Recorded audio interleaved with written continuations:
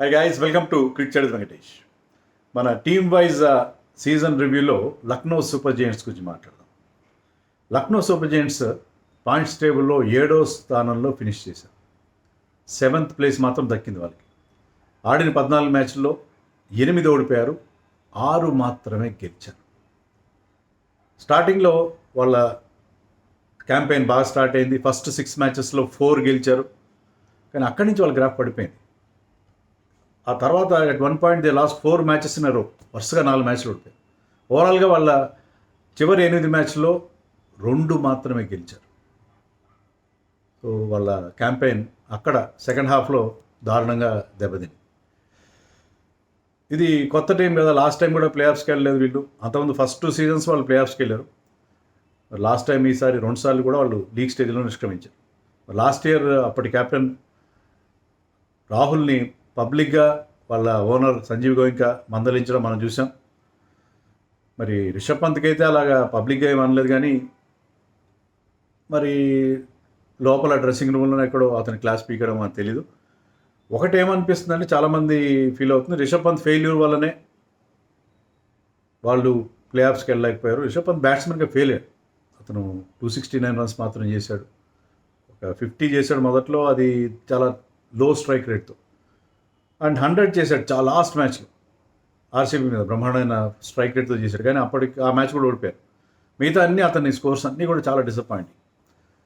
So అతన్ని failure వాళ్ళని hurt చేసిందా అంటే కొంతవరకు హర్ట్ చేసిన మాట నిజమే. మరి రిషబ్ పంత్ని నెక్స్ట్ సీజన్లో తప్పిస్తారా, అతను మొత్తానికే రిలీజ్ చేస్తారా, లేకపోతే క్యాప్టెన్సీ నుంచి తప్పిస్తారా అనేది మనం వీడియోలో లాస్ట్లో మాట్లాడడం. దాని గురించి కూడా ఇక్కడ రిషబ్ పంత్ 27 కోట్లు ఎప్పుడు ఎవరికి ఇవ్వనంత అమౌంట్ తీసుకున్నారు. బహుశా ప్రైస్ ట్యాగ్ ప్రెషర్ వల్లనే అతను సరిగ్గా ఆడలేకపోయాడు. సో 27 crores వెళ్ళాడు కాబట్టి అతన్ని రిలీజ్ చేస్తే వాళ్ళకి చాలా పెద్ద అమౌంట్ వస్తుంది. దాంతో వాళ్ళ ఆక్షన్లో మినీ ఆక్షన్ అనుకోండి, వాళ్ళు వేరే ప్లేయర్స్ కోసం వెళ్ళొచ్చు. సో ఆ రకమైన ఏమైనా థింకింగ్ ఉందా వాళ్ళకి, లేదా రిషబ్ పంత్ రిటైన్ చేసుకుంది చాలామందికి అనిపిస్తున్న ప్రశ్న. పంత్ వల్ల ఓడిపోయారా? కొంతవరకు కావచ్చు, కొంతవరకు. ఎందుకంటే వాళ్ళ ఓవర్సీస్ బ్యాట్స్మెన్ ముగ్గురు స్టార్టింగ్లో టాప్ 3 ముగ్గురు బాగా పర్ఫామ్ చేశారు. మార్ష్ కానీ, మార్క్రమ్ కానీ, పూరన్ కానీ. కానీ ఒక స్టేజ్లో మార్ష్ అండ్ పూరన్ ఇద్దరు కూడా ఫెయిల్ అయిన స్టేజ్లో, అప్పుడు కనుక పంత్ టీంకి బ్యాటింగ్ బాగా చేస్తుంటే వాళ్ళు కొన్ని మ్యాచ్లు గెలిచేవారు. కానీ పంత్ ఫెయిల్యూర్, కంటిన్యూస్ ఫెయిల్యూర్ వాళ్ళని హర్ట్ చేసిన మాట నిజమే. కానీ అదొక్కటే కారణం కాదు. పంత్ ఎక్స్పెక్టేషన్స్కి ఏమాత్రం రీచ్ కాలేదు, చాలా దారుణంగా ఫెయిల్ అయ్యాడు. బహుశా ప్రైస్ ట్యాగ్ ప్రెషర్, క్యాప్టెన్సీ 2 కూడా అతన్ని బర్డెన్ చేసినట్టు. అతను మనిషి కూడా ఎప్పుడు చాలా ఫ్లేంబాయింట్గా ఉంటాడు కదా, చాలా చిర్పీగా, అంటే ఎప్పుడేదో మాట్లాడుతూ బౌలర్స్ని గురించి మాట్లాడుతూ, అతని ఒక వాగుడికాయ, తెలుగులో అచ్చ తెలుగులో మంచి వాగుడికాయ అతను. కొన్నిసార్లు ఆ స్టంప్ మైక్లో అతను మాట్లాడే మాటలు వినడం కోసం కామెంటేటర్స్ కూడా కామెంటరీ ఆపేయాల్సి వస్తుంది. Producer used to tell us, stop, మీరు మాట్లాడదు, let Rishabh Pant do the commentary. కానీ ఈసారి ఆ ఫ్లెమ్బాయిన్స్ కనబడలేతుంది. ఈవెన్ టాస్ టైంలో కూడా చాలా సీరియస్గా నవ్విస్తూ ఉండేవాడు. సో మొత్తం మీద ఆ ప్రెషర్ ఫీల్ అయినట్టున్నాడు పంత్. సో పంత్ ఫెయిల్యూర్ కొంతవరకు హర్ట్ చేసింది. But that was not the only reason. Main reason ఏంటంటే వాళ్ళ bowling failure coupled with injuries. సీజన్ ప్రారంభం కాక ముందే, just before the start of the season, Mohsin Khan injury వచ్చింది. మొహసిన్ ఖాన్ మొదటి నుంచి కూడా చాలా మంచి బౌలింగ్ చేశాడు. సో మొహసిన్ ఖాన్ ఇంజరీతో వాళ్ళు సడన్గా షార్దుల్ ఠాకూర్ తెచ్చిన. షార్దుల్ ఠాకూర్ స్టార్టింగ్ మ్యాచెస్లో మంచి బౌలింగ్ చేశాడు, ఓకే. బట్ మయాంక్ యాదవ్ గురించి వాళ్ళు 11 crores పెట్టి మయాంక్ యాదవ్ని రిటైన్ చేసుకున్నారు. కానీ మయాంక్ యాదవ్ టోటల్గా సిరీస్లో 1-2 మ్యాచ్లు ఆడాడు. మయాంక్ యాదవ్ ఇంజరీ అనేది వాళ్ళని హర్ట్ చేసింది. ఈవెన్ ఆకాష్దీప్ కొన్ని మ్యాచ్లు ఆడలేదు, అవేష్ ఖాన్ కూడా 1-2 మ్యాచ్లు ఆడలేదు ఇంజరీ వల్ల. వాళ్ళ ఫాస్ట్ బౌలర్స్ అందరూ ఇంజర్డ్ అయ్యాయి. వాళ్ళకి అంతా ఇండియన్ ఫాస్ట్ బౌలర్స్ని పెట్టుకున్నారు. వాళ్ళ బౌలింగ్ ఫెయిల్యూర్ బాగా హర్ట్ చేసింది. వాళ్ళకి ఫారిన్ ఫాస్ట్ బౌలర్ నాకు తెలిసి ఒకే ఒక్కడు, షమార్ జోసెఫ్. అతను ఒక్క మ్యాచ్ కూడా ఆడించారు. Is basically test match bowler. Is not suited to this format. మరి ఎందుకు సెలెక్ట్ చేశారో తెలీదు. జహీర్ ఖాన్ మెంటర్గా తెచ్చుకున్నారు కదా. Zaheer Khan Indian fast bowler కాబట్టి ఇండియన్ ఫాస్ట్ బౌలర్స్ అందరినీ టీంలో సెలెక్ట్ చేసుకుని వాళ్ళతోనే ఓన్లీ ఫారిన్ బ్యాటర్స్ని ఆడించుకుంటాం, అందరు ఇండియన్ బ్యాట్స్మెన్ ఆడించుకుందామని, ఇండియన్ బౌలర్స్ని ఆడించుకుందామని కానీ చాలామంది తీసుకున్నారు, మంచి బౌలర్స్ని తీసుకున్నారు. ఆకాష్దీప్ ఉన్నాడు, అవేష్ ఖాన్, ఆకాష్ సింగ్, వీళ్ళందరూ ఉన్నారు కానీ అందరూ ఫెయిల్. ఆవేష్ ఖాన్ ఒకటే కొన్ని మ్యాచ్లో డెత్లో మంచి బౌలింగ్ చేశాడు, మంచి యార్కర్స్ వేశాడు. ఆవేష్ ఖాన్ కొంతవరకు, అలాగే షార్దుల్ ఠాకూర్ స్టార్టింగ్లో వేశాడు తప్ప అందరు ఫాస్ట్ బౌలర్స్ ఫెయిల్ అయ్యారు. అండ్ వీళ్ళు ఎకానమీ రేట్ మిగతా బౌలర్స్తో కంపేర్ చేస్తే వీళ్ళ ఎకానమీ రేట్ చాలా హై ఉంది. అందరికంటే ఎక్కువ ఎకానమీ రేట్ ఉంది వీళ్ళదే. సో ఎక్కువ రన్స్ ఇచ్చేసారు, ధారాళంగా రన్స్ ఇచ్చారు వీళ్ళ బౌలర్స్. ఆ ఫెయిల్యూర్ బౌలింగ్లో నాట్ ఓన్లీ ఫాస్ట్ బౌలింగ్, స్పిన్లో రవి బిష్ణోయ్ దారుణంగా ఫెయిల్. రవి బిష్ణోయ్ వాళ్ళు డ్రాఫ్ట్ పిక్, అంటే ఫస్ట్ సీజన్లో రాహుల్తో పాటు రవి బిష్ణోయ్ తీసుకున్నారు, డైరెక్ట్గా తీసుకున్నారు, డ్రాఫ్ట్ తీసుకున్నారు. సో అతను ఇంతవరకు మంచి బౌలింగ్ చేశాడు, గతంలో పంజాబ్ కంటే మంచి బౌలింగ్ చేశాడు. కానీ రవి బిష్ణోయ్ ఈ సీజన్లో దారుణంగా ఫెయిల్ అయ్యాడు. వికెట్లు రాలేదు, రన్స్ ఎక్కువ ఇచ్చేశాడు. Was bowling flat, was bowling short, totally out of rhythm. So అతని ఫెయిల్యూర్ బాగా హర్ట్ చేసి, సో బౌలింగ్ లైనప్ మొత్తం ఫెయిల్ అయింది. ఎవరైనా ఒక సక్సెస్ అయ్యాడంటే ఒకే ఒకడు దిగ్వేష్ రాటి తప్ప మిగతా అందరు బౌలర్స్, ఆవేష్ ఖాన్ కొంతవరకు, షార్దుల్ ఠాకూర్ స్టార్టింగ్లో, మిగతా అందరు bowlers failure. So bowlers failure వాళ్ళని ఎక్కువగా హర్ట్ చేసింది.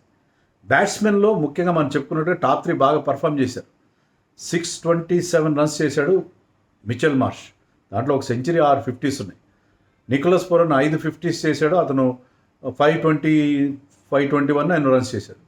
అండ్ మార్కరం కూడా బాగా రన్స్ చేశారు, 445 రన్స్ చేశారు. సో వాళ్ళు ముగ్గురు టాప్ 3 ముగ్గురు కూడా బాగా పర్ఫామ్ చేశారు. కానీ ఎక్కడ ప్రాబ్లం వచ్చిందంటే పూరన్ అండ్ మార్ష్ మధ్యలో వాళ్ళిద్దరి ఫామ్ సడన్గా డిప్ అయింది. నికోలస్ పూరన్ ఫస్ట్ 6 మ్యాచెస్లో అతను 4 హాఫ్ సెంచరీలు చేశాడు, బ్రహ్మాండంగా స్టార్ట్ చేశాడు సీజన్. అతను స్ట్రైక్ రేట్ కూడా ఆల్మోస్ట్ 200+ ఉండేది, అప్పుడు తర్వాత 190కి వచ్చింది. ఓవరాల్ స్ట్రైక్ రేట్ 190 ఉంది, బట్ ఈ started off with strike rate of 200, hitting lots and lots of సిక్స్లు బౌల్ని కొట్టడం ఏంటి, తర్వాత స్పిన్నర్ల మీద ఎదురు దాడి చేయడం ఏంటి. అతను ఆ సీజన్లో అతనికి మార్ష్ కూడా అగ్నికి వాయువు తోడినట్టు మార్ష్ కలిపి ఇద్దరు బౌలర్కి చుక్కలు చూపించారు స్టార్టింగ్లో. కానీ ఇద్దరు ఫామ్ ఆ మిడిల్ ఫేజ్లో నేను చెప్పినట్టుగా ఆ 7th మ్యాచ్ దగ్గర నుంచి ఇద్దరు ఫెయిల్. వరుసగా 5 మ్యాచ్ల్లో పూరన్కి అప్పుడు 5 మ్యాచ్ల్లో 5 మ్యాచ్ల్లో సింగిల్ డిజిట్ స్కోర్స్ ఉన్నాయి. Highest score happen to be 27. Next 5 matches, first 6 matches తర్వాత నెక్స్ట్ 5 మ్యాచెస్లో అంత హైయెస్ట్ స్కోర్ 27. అంత దారుణంగా అతను ఫామ్ పడిపోయింది. ఫస్ట్ 6 మ్యాచెస్లో 4 50లు కట్టిన ప్లేయర్కి.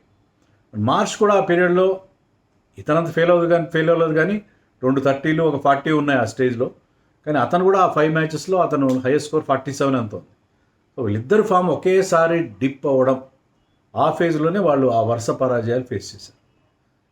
మార్కరం కొన్ని రన్స్ చేశారు, కానీ అటు పంత్ కానీ బదోని కానీ వీళ్ళెవ్వరు కూడా తర్వాత ఆదుకోలేకపోయారు. వీళ్ళిద్దరు ఫెయిల్యూర్ వాళ్ళని ఆ పీరియడ్లో హర్ట్ చేసింది. అక్కడ వచ్చిన ఓటములే వీళ్ళని చాలా ఇబ్బంది పెట్టాయి. అక్కడ వాళ్ళు ఓడిపోయిన సిచ్యుయేషన్లోనే వాళ్ళిద్దరు మళ్ళీ లాస్ట్కి వచ్చేసరికి మళ్ళీ మార్ష్ లాస్ట్ బండ్ వాళ్ళ పెనల్టిమెంట్ మ్యాచ్లో స్కోర్డ్ 100 అగేన్స్ట్ గుజరాత్ టైటన్స్.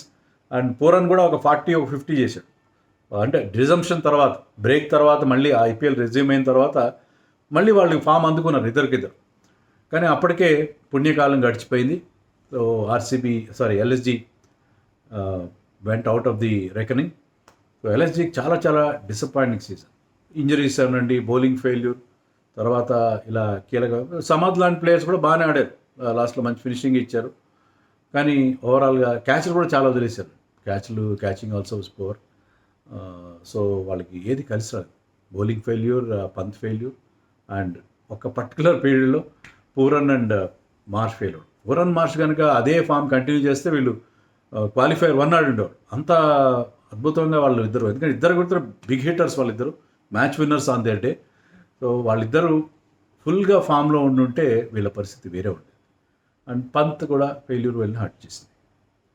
మరి ఈ టీంలో మనకి బెస్ట్ ప్లేయర్ ఎవరు? నేను చెప్పినట్టుగా 620 రన్స్ చేసిన మార్ష్ కంటే కూడా I will go with Nicholas Pooran. అతని ఇంపాక్ట్ ఎక్కువ ఉంటుంది, బికాజ్ అతను match winning kind of bowler, one of the best players in this format. So 100 runs తక్కువ చేసినా కూడా Pooran is the best player of the సీజన్గా నేను భావిస్తున్నాను. And find of the season happens to be Digvesh Rathi. అతని behaviour నాకు నచ్చదని తెలిసిన వీడియోలు చేశారు, మళ్ళీ మీరు చెప్పక్కర్లేదు. బౌలర్గా మాత్రం అదరగొట్టేశాడు. అతను ఏంటంటే పవర్ ప్లేలో వేస్తాడు, మిడిల్ ఓవర్స్లో వేస్తాడు, డెత్లో కూడా 17th 18th ఓవర్ కూడా వేయగలడు. అన్ని చోట్ల చాలా ఎఫెక్టివ్గా ఎకనామికల్గా బౌలింగ్ వేయగలడు, కీలకమైన వికెట్లు తీస్తాడు. And he's becoming somebody like Sunil Narine kind of bowler. And ఇదే ఫామ్ కంటిన్యూ చేస్తే బిహేవియర్ని కాస్త అదుపులో పెట్టుకుంటే he would play for India. So అవకాశం ఉంటుంది. వరుణ్ చక్రవర్తి నేను చెప్పాను గతంలో, వరుణ్ చక్రవర్తి ఒక ఎండ్ నుంచి, దిగ్వేష్ రాఠీ ఒక ఎండ్ నుంచి బౌలింగ్ చేస్తే బ్రహ్మాండంగా ఉంటుంది. సునీల్ నారాయణ, వరుణ్ చక్రవర్తి, కేకేఆర్కి ఎలాంటి ఇంపాక్ట్ ఇస్తారో వీళ్ళిద్దరు అలా చేయగలరు.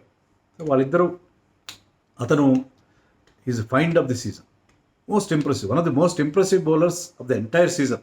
ఈ టీంకనే కాదు, ఈ మొత్తం అందరిలో కూడా one of the most impressive newcomer of the season is Digvesh Rathi. వాళ్ళు నెక్స్ట్ సీజన్ ఏం చేయాలి? పంత్ని రిలీజ్ చేస్తారని నేను అనుకోను. పంత్ని రిలీజ్ చేస్తారని అనుకోను, ఎందుకంటే అతను క్యాప్టెన్సీ బాగానే చేశాడు. ఫ్లైమ్ పాయింట్ ఉండకపోవచ్చు, కానీ క్యాప్టెన్సీ విషయంలో అతను పెద్దగా తప్పట్టాల్సిన అవసరం లేదు. పంత్ని కంటిన్యూ చేస్తారు. పంత్ ఒక సీజన్ బ్యాడ్గా వెళ్ళినంత మాత్రాన పంత్ టాలెంట్ కానీ అతని ఎబిలిటీ కానీ తగ్గే పరిస్థితి ఉంది. So Pant will be there. Pant మీరు అనొచ్చు, పంత్ ఈ ఫార్మాట్లో బాగా, ఐపీఎల్లో ఇప్పటికే అతను మంచి ఫిగర్స్ ఉన్నాయి. Before this season he had reasonable figures. Even అతను మళ్ళీ ఇంజరీ నుంచి వచ్చిన తర్వాత కూడా ఢిల్లీకి ఆడిన సీజన్లో ఈ batted well, had decent season. So పంత్ని ఒక్క సీజన్ ఆధారంగా అతని మీద పక్కన పెడతాను అనుకోండి. పంత్ విల్ కంటిన్యూ, ఎందుకంటే వాళ్ళకి కోర్ టీం బాగానే ఉంది ఇప్పటికీ. మీరు చూడండి, వాళ్ళ ముగ్గురు ఉంటారు, మార్ష్ అండ్ పూరన్, వాళ్ళ ముగ్గురు ఉంటారు. తర్వాత ఇండియన్ ప్లేయర్స్లో బదోని పెద్ద గొప్పగా ఆడకపోయినా ఈ ఆల్వేస్ హ్యాస్ దట్ కంట్రిబ్యూషన్స్ ఇస్తాడు అతను. బదోని కానీ బిష్నోయ్ని కూడా వాళ్ళు ఉంచుతారు. బిష్నోయ్ కూడా ఒక సీజన్ కోసం అతను పక్కన పెట్టరు. షార్దుల్ ఠాకూర్, దిగ్వేష్ రాఠీ, ఆవేష్ ఖాన్, సమద్, వీళ్ళందరూ ఉంటారు. వీళ్ళందరూ ఉండగా వాళ్ళకి ఏంటంటే ఒక మంచి ఫారిన్ ఫాస్ట్ బౌలర్ కావాలి. ఇంకా మిల్లర్ని కూడా వాళ్ళు రిలీజ్ చేస్తారు. మిల్లర్ని రిలీజ్ చేస్తే 7.5 crores మిగులుతాయి వాళ్ళకి. మయాంక్ యాదవ్ని కూడా రిలీజ్ చేయాలి. మయాంక్ యాదవ్ లాంటి సీజన్లో ఎప్పుడూ డౌట్ఫుల్గా క్వశ్చన్ మార్క్గా ఉండే బౌలర్ని 11 crores పెట్టడంలో అర్థం లేదు. సో మయాంక్ యాదవ్ని రిలీజ్ చేసి, అంత కావాలంటే మీరు బైబ్యాక్ చేయండి. బైబ్యాక్లో 3-4 crores వస్తాడు అతను. ఇప్పుడు ఎవరు అతని మీద, అతని ఇంజరీ స్టేటస్ చూసిన తర్వాత ఎవరు అతని మీద ఎక్కువ అమౌంట్ పెట్టరు.